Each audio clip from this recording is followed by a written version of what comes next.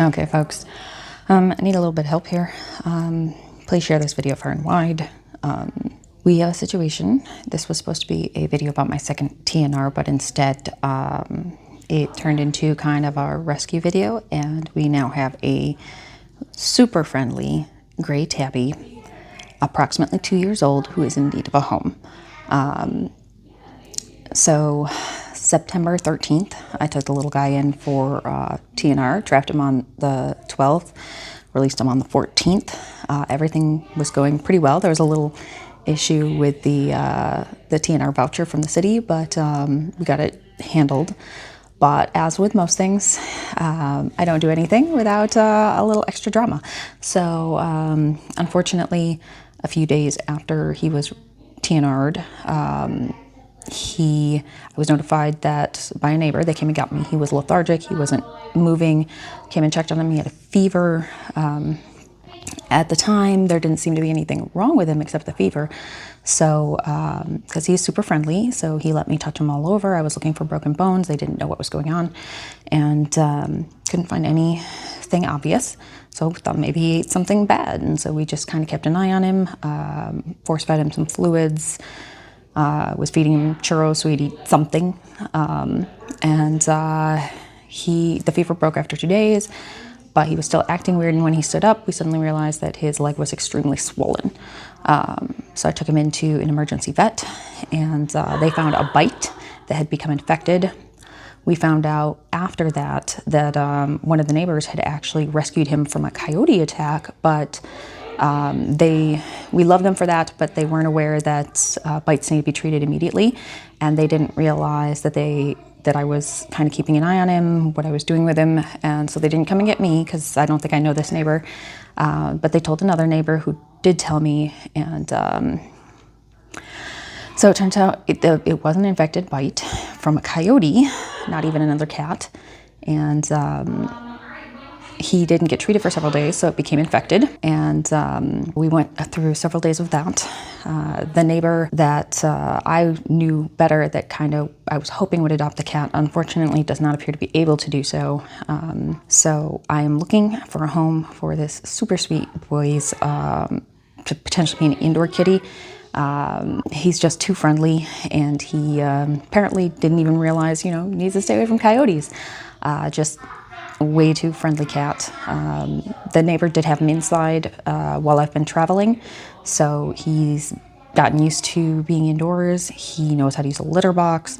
I think he actually was probably an indoor cat that got put out when he was still a kitten, when they realized, kittens become cats. So I think he was already used to being indoors. It seems he wants to be an indoor kitty, but unfortunately my little guy is contagious and likes to bite, so he will absolutely spread his FIV to other cats. So I can't take this guy. At this point in time, this guy has been neutered. He has received the rabies vaccine and the first FELV shot. I would suggest solo catting him for a while because he was seen as a stray, so they didn't do blood work to check if he already had any diseases. So I would recommend a solo cat, especially at the beginning, or a place you can quarantine him while you get him checked just to be sure he's healthy. But he seems super healthy. He's recovered from the bite pretty well. But yeah, they had to pack the wound. He's been on multiple antibiotics. It included 2 ER visits, and because he's not as used to being handled, getting meds into him for a bit was a little complicated at the start, but he's healed up. He's ready for a home. Unfortunately, the neighbors can't keep him, so please share this wide, share this far. Here's the saga of the kitty I'm currently calling Fred, because I didn't have another name, and the ER needed a name, so I said Fred. Okay, you can't see this at all, but I have this lovely gentleman who's been hanging around the property for a year and a half, and I got him in the cage. We have an appointment for him tomorrow morning. He's gonna get neutered and get his vaccines. I'm trying to convince one of the neighbors to take him because he's a very sweet little guy, but no luck so far. Squish does not appreciate that there is an interloper in the house. Yes, baby. He'll go to the doctor's in the morning. He's not staying. Okay. Is he willing to say hi today? It's morning. gonna go to the vet. Yes, we are. Oh, not happy, huh? Not happy? Okay. Okay, it's a little after 6 in the morning. Cat is in car. My back is killing me. A cat and a carrier are not light. Okay, let's get him over to this group that helps with spay, neuter, low income shots, vaccines, etc. I have a voucher from the city that's going to cover about half the cost of his neuter and vaccinations, and then I'm going to cover the rest. I have no idea how long it's going to take because it's only TNR number 2. And then we'll get him back out here into the community where he lives. And again, still hoping maybe that apartment up there will consider making him a family member. One can hope. Okay, everybody. So looks like there's more drama. My TNRs do not go clean. See if you can see me a little better here. So I dropped off the cat this morning, no issues. And then as they're checking me in, they're like, oh, the name on the voucher doesn't match your name, and we're not supposed to take that, etc. And so that's when I realized that a name, Troy something, that had been on the voucher was where my name should have been. I had just assumed it was like an issuing agency or the issuer or something like that. So it is Saturday. So I have called and left a message for the department that does this. The voicemail did say that they were open on Saturdays from like 7 to 1 or something, but nobody picked up the phone. The voicemail said that the office was closed. So I don't know what's going to happen. I may end up having to pay full price for this, which would suck, but he's already dropped off. This is happening today, one way or the other. So we shall see what happens, but never drama free. Baby.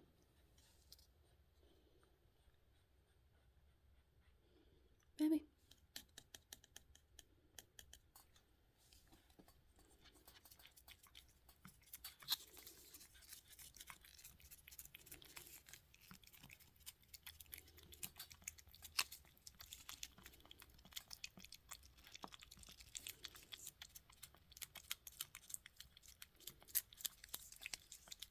Oh, the kitties love the churros. Okay, so this little guy is all done. He's went ahead and took the cover off so you could see him because he's a proper stray as opposed to a feral. He's pretty friendly. He'll deal with people. He's starting to get agitated, so we'll go ahead and get him out of here. But yeah, I might need a name for his medical files, so we'll keep an eye on him. Anybody have any suggestions? Okay, I'm gonna need both hands to unlatch that clamp. I bought one with a style that is it's rough. So I'm gonna turn the camera off. Well, I'm not gonna be able to turn it back on, so I'll just end up cutting a section here, but to see him go.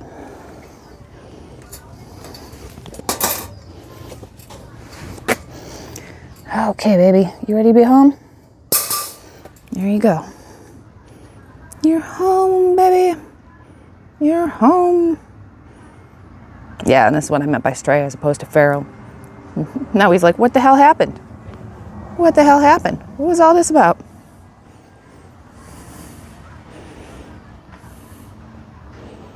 Yeah, you go ahead and think and process if you need to, baby. He had a nice hearty breakfast this morning.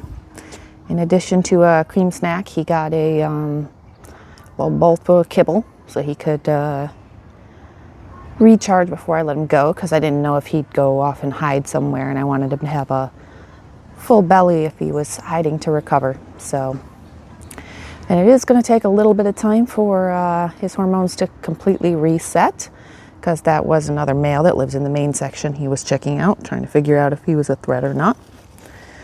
But as soon as he's got a head bump.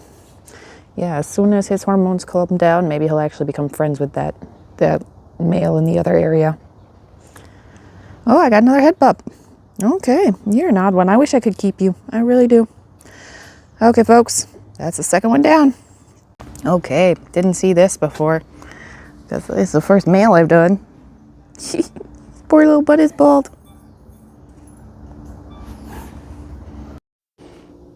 Y'all, after being trapped and kept in a cage for 2 days and having surgery on him, he followed me back to my door. He wants to be an indoor kitty, y'all.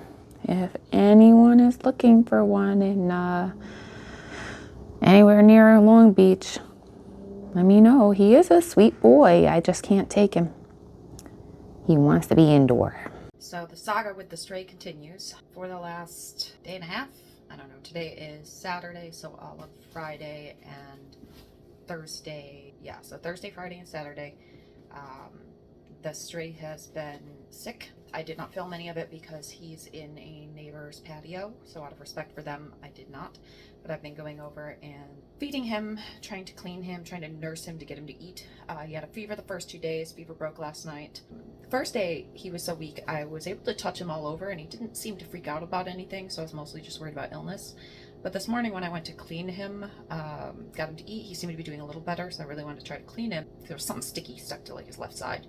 And I didn't know if maybe it was something he'd gotten into that made him sick in the first place. Started cleaning him and got down to, like midway down the leg, and he started freaking out.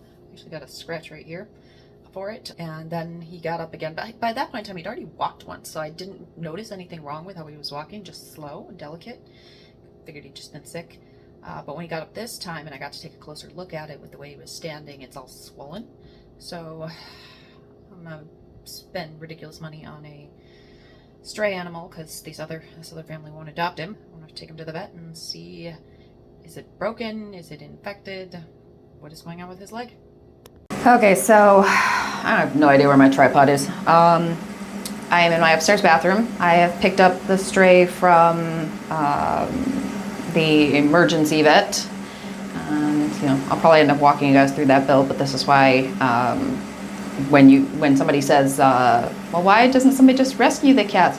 Very, very expensive to rescue cats. Like, the only place that will take a cat on a short notice is the emergency vet. And I just spent almost $900 to get this cat some antibiotics, to get its wound drained, and they definitely had an abscess. They put in a little drain so it keeps draining.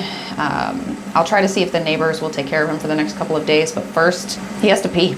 If he does not pee, he's probably going to die because he has not peed yet, and they're worried about that while he was sick, some organ might have gotten damaged. Yeah, we're going to see. I'm going to let him out of the little carrier I've got him in, and he's gonna stay in this bathroom probably tonight because I can't really give him to the neighbors or talk the neighbors into taking him. Well, there's still a very real chance that his liver or his bladder could rupture because he can't pee. It's a little heartbreaking. He was neutered 14 days ago, so apparently probably sometime around day 10-ish, he got into a fight with another cat before the neuter had completely taken effect and gotten a bunch of the testosterone and territorialism out of his system. The bite wound got infected, and yeah, abscess, gross. Hot compresses if he makes it through the night.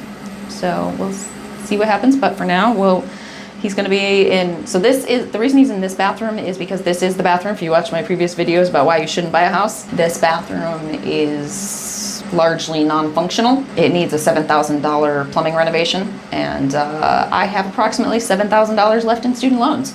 So I'm trying to get that done since I have a downstairs bathroom. It's a half, it's got a shower in it. So I'm like, that's enough. So that's why he's in this bathroom, because the only time I ever use it is if I need to get up and go to the bathroom in the middle of the night. He's gonna live here. I'm gonna try to keep him separate from Squish as best I can. He did already get flea treated 2 days ago, day and a half ago. At least I don't have to worry about that. So I don't have to worry about the fleas getting around the door and getting to Squish. So let's release the Kraken. Okay.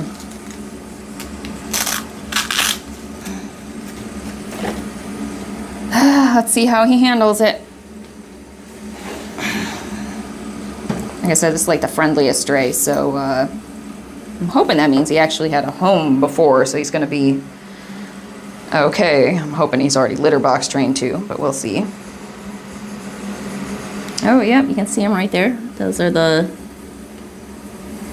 they packed them, it looks like. Oh, okay, those are the drains, got it. Those are the drains for his abscesses. And he's very high at the moment. Let me pause this for a second because, well, yeah, let me pause for a second. I'm gonna use 2 hands to get him out of that. Yeah, I was really hoping he'd pee the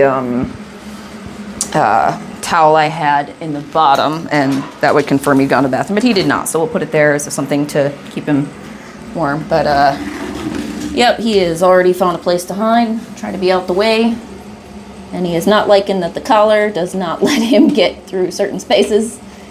So yeah, I'm gonna have to get him. Okay. Hey everybody, so sorry that this is so dark, but I need some help. So I'm going to tell you the story of my latest TNR and all of the subsequent drama compresses until his leg heals. And I already have all the meds, I have everything else. If there's somebody in somewhere nearby Long Beach, California, who is a rehabber, knows a rehabber, has been thinking of getting a cat and would be willing to help out, or even could just take him and would be willing to care for him for about a week, that would take care of pretty much everything. I can handle the rest when I get back. Baby. Hi. You see a leg? Yeah.